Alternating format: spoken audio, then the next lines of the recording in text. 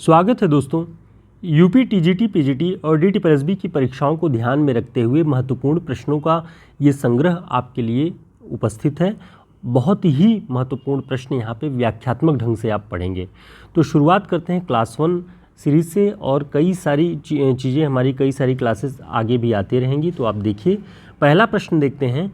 हिंदी साहित्य का आदिकाल 693 ईस्वी से मानने वाले इतिहासकार कौन हैं?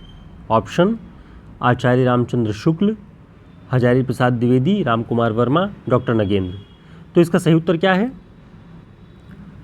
इसका सही उत्तर है डॉक्टर राम कुमार वर्मा। राम कुमार वर्मा जी ने आदिकाल का आरंभ 693 ईस्वी माना है। इसके अलावा अगर बात करें आचार्य रामचंद्र शुक्ल जी की, तो आचार्य रामचंद्र शुक्ल आदिकाल का आरंभ 993 ईस्वी से मानते हैं। तो यह भी ध्यान रखिएगा, 993 ईस्वी से आचार्य रामचंद्र शुक्ल और 693 से डॉक्टर राम कुमार वर्मा ये मानते हैं। अब इसके बारे में कुछ महत्वपूर्ण तथ्य भी देख लेते हैं कि इन्होंने जो अपने हिंदी साहित्य के इतिहास की जो सीमा रखी है वो क्या रखी है? 693 से 1693 ईस्वी तक, अर्थात आदिकाल से लेके भक्ति काल तक की जो सीमा है उसे राम कुमार वर्मा जी ने लिया हुआ है। तो कई बार प्रश्न में पूछा गया है कि कौन सा इतिहासकार अपने इतिहास की जो लेखन की सीमा है वो भक्ति काल तक मानता है। तो उन्होंने भक्ति काल तक के ही साहित्य को चुना हुआ है अपने साहित्य के इतिहास की पुस्तक के लिए। और ये भी ध्यान रखें कि उनकी हिंदी साहित्य के इतिहास की पुस्तक का क्या नाम है? हिंदी साहित्य का आलोचनात्मक इतिहास, जो 1938 ईस्वी में प्रकाशित हुई। राम कुमार वर्मा से जुड़े हुए एक दो और तथ्य महत्वपूर्ण हैं जो उसे ध्यान रखेंगे कि इन्होंने स्वयंभू को हिंदी का पहला कवि माना है। तो स्वयंभू को हिंदी का पहला कवि मानने वाला कौन है? राम कुमार वर्मा। इन्होंने आदिकाल का नामकरण क्या किया है? संधिकाल या चारणकाल। ग्रियर्सन ने चारणकाल किया है और राम कुमार वर्मा ने संधिकाल या चारणकाल नाम दिया है। राम कुमार वर्मा का जन्मकाल भी ध्यान रखेंगे, 1905 से 1990 तक राम कुमार वर्मा का जन्मकाल रहा है। तो 1905 इनका जन्मवर्ष है, इसे ध्यान रखें, ये महत्वपूर्ण है क्रम वाले प्रश्न, जन्मक्रम वाले प्रश्नों के लिए। एक और महत्वपूर्ण बात जो इनके बारे में है कि ये एकांकी विधा के प्रवर्तक माने जाते हैं। तो एकांकी विधा हिंदी साहित्य जगत के लिए एक नई विधा थी और इसके प्रवर्तक यानी पश्चिम से बहुत सारे उदाहरण और शैलियाँ लेकर के इन्होंने प्रयोग किया हिंदी साहित्य में। तो एकांकी विधा के प्रवर्तक माने जाते हैं डॉक्टर राम कुमार वर्मा। तो उम्मीद है राम कुमार वर्मा के बारे में इतने सारे तथ्य आपको समझ में आ गए होंगे, परीक्षाओं की दृष्टि से बहुत उपयोगी है, ध्यान रखेंगे। अगला प्रश्न देखते हैं, निम्न में से कौन सा गद्यकार भारतेंदु युग का नहीं है? ऑप्शन में है श्रीनिवास दास, जगदीश चंद्र माथुर, प्रताप नारायण मिश्र, बालकृष्ण भट्ट। तो ध्यान रखेंगे, जगदीश चंद्र माथुर ये भारतेंदु युग के नहीं हैं। इसके अलावा लाला श्रीनिवास दास, प्रताप नारायण मिश्र, बालकृष्ण भट्ट ये भारतेंदु युग के हैं। तो कौन है ये भी आपको ध्यान रखना है, कौन नहीं है ये भी ध्यान रखना है, ठीक है। तो जो है उनके नाम भी ध्यान रखेंगे। जगदीश चंद्र माथुर भारतेंदु युग में नहीं है। जगदीश चंद्र माथुर समकालीन नाटककार के रूप में प्रसिद्ध हैं और इन्हें जो प्रसिद्धि मिली समकालीन नाटककार के रूप में कोणार्क नाटक से। इनका नाटक है कोणार्क, जो 1951 में प्रकाशित हुआ, बहुत प्रसिद्ध नाटक है। आप सभी इसके नाम को बार बार पढ़ते चले आ रहे हैं। 1951 ध्यान रखिए इसका प्रकाशन वर्ष है। इसमें बच्चन सिंह जी ने लिखा है कि इसमें सर्जना और ध्वंस के बीच, पुरानी और नई पीढ़ी के बीच, राजसत्ता और जनसत्ता के बीच संघर्ष को समायोजित किया गया है। देखिए, महत्वपूर्ण बात है, इन द्वंद्वों को ध्यान रखिए जिनके बीच में ये संघर्ष है, क्योंकि किसी भी रूप में इसे पूछा जा सकता है कि निम्न में से कौन सा नाटक सर्जना और ध्वंस के बीच समायोजन को केंद्र में रख के लिखा गया है? तो कोणार्क, जगदीश चंद्र माथुर, ठीक है। अगला प्रश्न देखते हैं, राहुल सांकृत्यायन ने हिंदी का पहला कवि किसे माना है? ऑप्शन: पुष्य कवि, शालिभद्र सूरी, कढ़पा, सरपा। तो इसका सही उत्तर क्या है? इसका सही उत्तर है सरपा। राहुल सांकृत्यायन ने हिंदी का जो प्रथम कवि है वो सरपा को माना हुआ है। अभी हमने ऊपर देखा कि राम कुमार वर्मा जी ने स्वयंभू को माना है। तो दो कवियों का नाम आपको इस तरह से ध्यान रखना है और मानने वाले का नाम ध्यान में रखना है। एक और तथ्य ध्यान रखें, शालिभद्र सूरी को हिंदी का पहला कवि कौन मानता है? गणपत चंद्र गुप्त। तो ये तीन लोगों के अनुसार तीन कवियों के नाम आप ध्यान रखेंगे। शालिभद्र सूरी को गणपत चंद्र गुप्त जी मानते हैं। अगला प्रश्न है, मानस का हंस उपन्यास किसके जीवन पर आधारित है? ऑप्शन सूरदास, गोस्वामी तुलसीदास, स्वामी विवेकानंद, रामकृष्ण परमहंस। तो इसका जो सही उत्तर है वह है गोस्वामी तुलसीदास। मानस का हंस गोस्वामी तुलसीदास जी के जीवन को केंद्र में रख के लिखा गया है। आपको ऐसा प्रतीत होगा कि आप तुलसीदास की जीवनी पढ़ रहे हैं, लेकिन बहुत ही कलात्मक और रचनात्मक ढंग से जितने प्राप्त तथ्य हैं, उनके जन्म विषय, जो जन्म के स्थान के विषय में जो विवाद है, उसको भी बहुत अच्छे से सुलझाया उन्होंने, इसे लिखा हुआ है। ये पाठ्यक्रमों में लगी हुई, प्रतियोगी परीक्षाओं के पाठ्यक्रम में लगी हुई रचना है। इसका प्रकाशन वर्ष 1972 है, आपको ध्यान रखना है। 1972 में कई सारी रचनाएं हैं। हजारी प्रसाद द्विवेदी जी की जो अंतिम उनका उपन्यास है उसका क्या नाम है, आप कमेंट करके बताएं, वो भी 1972 में है। अमृत और विष पर अमृतलाल नागर जी को साहित्य अकादमी का पुरस्कार मिला है। अमृत और विष इनका उपन्यास है, 1966 में 66 में प्रकाशित हुआ और उसके एक साल बाद इसे साहित्य अकादमी का पुरस्कार प्राप्त हुआ। कई बार ऐसा है कि जिस वर्ष प्रकाशित हो रही है रचना उसके अगले वर्ष मिल रहा है, लेकिन कई सारी रचनाओं के संदर्भ में ये अंतर काफ़ी है। ठीक है, आगे अभी हम एक और रचना के बारे में देखेंगे जिसके प्रकाशन वर्ष और पुरस्कार दोनों के बीच में लगभग 2-3 वर्ष का अंतर है। तो ये ध्यान रखेंगे, अमृत और विष पर साहित्य अकादमी का पुरस्कार मिला अमृतलाल नागर जी को। मानस का हंस इनका उपन्यास है। अगला प्रश्न है, हिंदी में विसंगति बोध के नाटकों के आरंभकर्ता कौन माने जाते हैं? ऑप्शन मणिमधुकर, विपिन कुमार अग्रवाल, गिरीश रस्तोगी, सत्यव्रत सिन्हा। तो ध्यान रखेंगे, इसका जो सही उत्तर है वह है विपिन कुमार अग्रवाल। हिंदी में विसंगति बोध के नाटकों के आरंभकर्ता माने जाते हैं और इनके महत्वपूर्ण नाटकों के नाम ध्यान रखिएगा। तीन अपाहिज 1960 में, लोटन 1974 में, खोए हुए की तलाश। इसका प्रकाशन वर्ष नहीं था रामचंद्र तिवारी की पुस्तक में, तो हमने नहीं लिखा हुआ है। हम प्रामाणिक पुस्तकों से ही जो उपलब्ध है वही आपको बताते हैं। तो खोए हुए की तलाश जब आप देखते हैं, विपिन कुमार अग्रवाल जी का नाटक है, तो आपको एक और रचना का नाम इसी से जुड़ा हुआ ध्यान आना चाहिए। खोए हुए, समुद्र में खोया हुआ आदमी, ये उपन्यास है। समुद्र में खोया हुआ आदमी, संभवतः ये कमलेश्वर का उपन्यास है, आप करेक्ट करें अगर मैं गलत हूँ। तो खोए हुए की तलाश ये नाटक है विपिन कुमार अग्रवाल का, समुद्र में खोया हुआ आदमी कमलेश्वर का है, ध्यान रखेंगे।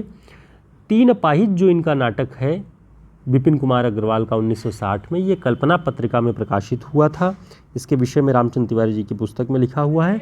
और सैमुअल बेकेट के नाटक वेटिंग फॉर गोदो का प्रभाव इस पर दिखाई पड़ता है, ऐसा रामचंद्र तिवारी जी ने लिखा है।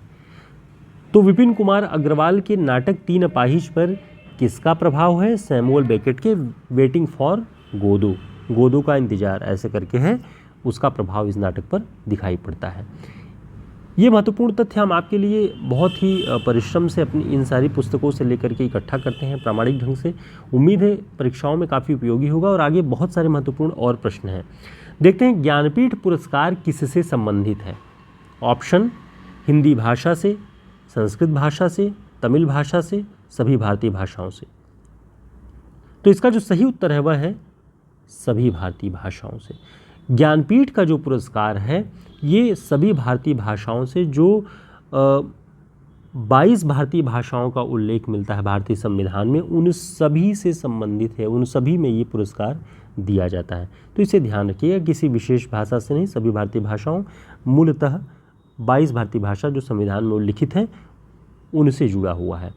दोस्तों, हमारे जो हिंदी साहित्य का शॉर्ट नोट्स है उसकी सूचना हम आपके लिए यहाँ पर दे रहे हैं कि ये दोनों नोट्स 1000 प्रश्नों का जो हमारा ये टेस्ट सीरीज़ का संकलन जो हमने चलाया हुआ था उसका संग्रह, और हिंदी साहित्य का शॉर्ट नोट्स यदि आप दोनों एक साथ लेते हैं तो ये 580 रुपये में है। और पोस्टल चार्ज भी इसका जो 90-95 रुपये आता है वो इसमें इंक्लूड है। आप इसे ऑर्डर कर सकते हैं, आपके पते पे ये पहुंच जाएगा बाय पोस्ट। साथ ही जिनकी परीक्षाएं नज़दीक हैं और पोस्टल का इंतज़ार करने में काफ़ी समय लग सकता है, उनके लिए PDF रूप में भी हिंदी साहित्य का शॉर्ट नोट्स उपलब्ध है मात्र 235 में।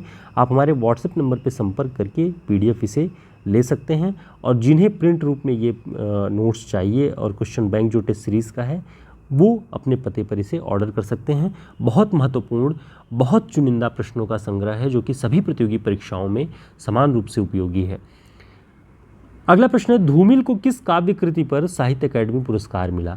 ऑप्शन, कल सुनना मुझे, सुदामा पांडे का प्रजातंत्र, संसद से सड़क तक, किसी पर नहीं। तो इसका जो सही उत्तर है वह है कल सुनना मुझे। धूमिल जी का काव्य संग्रह है कल सुनना मुझे, इस पर उन्हें साहित्य अकादमी का पुरस्कार मिला। ध्यान रखेंगे इस काव्य कृति का प्रकाशन वर्ष जो है वो 1976 है और साहित्य अकादमी का पुरस्कार मिला है 1979 में, यानी 3 वर्ष बाद। इसी की बात हम कर रहे थे कि जैसे हमने मानस का हंस में देखा कि 1 वर्ष के उपरांत उसे 1967 में साहित्य अकादमी पुरस्कार मिल गया, लेकिन धूमिल की काव्य कृति कल सुनना मुझे 1976 में प्रकाशित होती है, 79 में इसे पुरस्कार मिलता है। इसके अलावा इनके जो अन्य काव्य संग्रह हैं उसे भी ध्यान रखिए। संसद से सड़क तक बहुत महत्वपूर्ण काव्य संग्रह है, इसका प्रकाशन वर्ष आपको ध्यान रहना ही चाहिए 1972, और लगभग धूमिल के तीनों काव्य संग्रहों के प्रकाशन वर्ष आपको ध्यान होना चाहिए, ये बहुत महत्वपूर्ण है। तो संसद से सड़क तक 72 में, कल सुनना मुझे 76 में, सुदामा पांडे का प्रजातंत्र 1986 में। इनकी सारी रचनाओं प्रकाशन वर्ष को आप ध्यान रखें। देखते हैं अगला प्रश्न है, निम्न में से किसने प्रसिद्ध पत्रिका आलोचना का संपादन नहीं किया है? ऑप्शन में है नामवर सिंह, धर्मवीर भारती, शिवदान सिंह चौहान, सुमित्रानंदन पंत।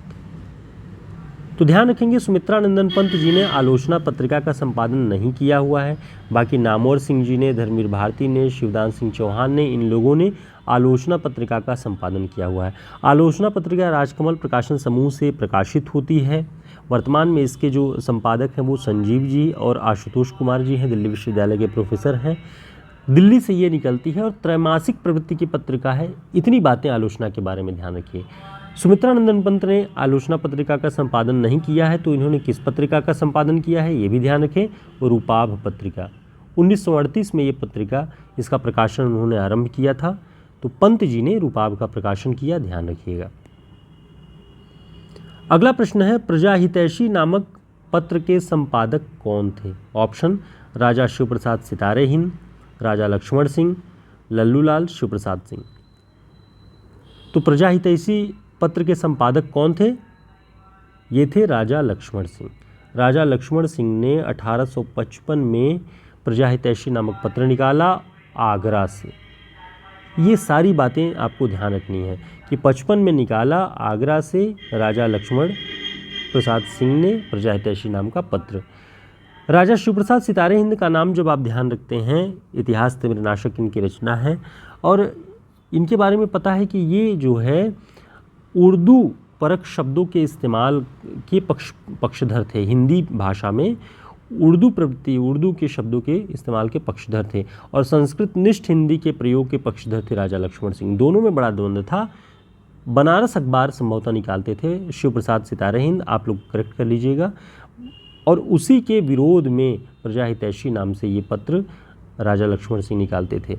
तो भाषा को लेकर दोनों के बीच में, दोनों राजाओं के बीच में अंतर्द्वंद था, उसे भी ध्यान रखेंगे। अगला प्रश्न है, छायावाद का पतन। छायावाद का पतन समीक्षा कृति के लेखक कौन है? ऑप्शन, नंदुलारे वाजपेयी, शांतिप्रिय द्विवेदी, डॉक्टर देवराज, रामस्वरूप चतुर्वेदी। तो ध्यान रखेंगे डॉक्टर देवराज की समीक्षा कृति है छायावाद का पतन। छायावाद से संबंधित एक और महत्वपूर्ण बात आपको बता दें कि रामस्वरूप चतुर्वेदी जी ने छायावाद को शक्ति काव्य कहा है। ध्यान रखेंगे, रामस्वरूप चतुर्वेदी ने छायावाद को शक्ति काव्य कहा है, और इसे स्पष्ट करते हुए उन्होंने हिंदी साहित्य संवेदना का इतिहास नामक अपनी विकास नामक पुस्तक में उन्होंने लिखा हुआ है कि जब हम कहते हैं कि छायावाद शक्ति काव्य है, तो राष्ट्रीय आंदोलन के संदर्भ में उसे नहीं समझना चाहिए, बल्कि सांस्कृतिक आंदोलन के संदर्भ में समझिए कि छायावाद सांस्कृतिक आंदोलन के लिए शक्ति काव्य था। तो ये कॉन्सेप्ट थोड़ा सा आपको शक्ति काव्य का ध्यान रखना है कि वो छायावाद जो है वो राजनीतिक आंदोलन से संबंधित न होकर सांस्कृतिक आंदोलन से जब उसका संबंध हम देखते हैं तो वो शक्ति काव्य के रूप में दिखाई पड़ता है। तो दोस्तों उम्मीद है इतने सारे प्रश्न जो हम आपके लिए ये चुनिंदा प्रश्न और उसके डिस्क्रिप्शन जो भी है हमने विवरण जो नीचे लिखे हुए हैं, एक प्रश्न के बहाने कई प्रश्न के, वो सारे आपके लिए परीक्षाओं के लिए बहुत उपयोगी सिद्ध हो। जिन लोगों की परीक्षाएं नज़दीक हैं उनके लिए ढेर सारी शुभकामनाएं हैं। आप हमारे पिछले सारे वीडियोस देख सकते हैं। यदि आप लगातार देखते जाएं तो शुक्ल जी की पुस्तक से संबंधित बहुत सारे प्रश्न हैं और हिंदी साहित्य के शॉर्ट नोट्स के लिए हमारे इस नंबर पर संपर्क करके ऑर्डर कर सकते हैं। फिर मिलेंगे एक नई क्लास में, तब तक के लिए नमस्कार, शुभकामनाएं।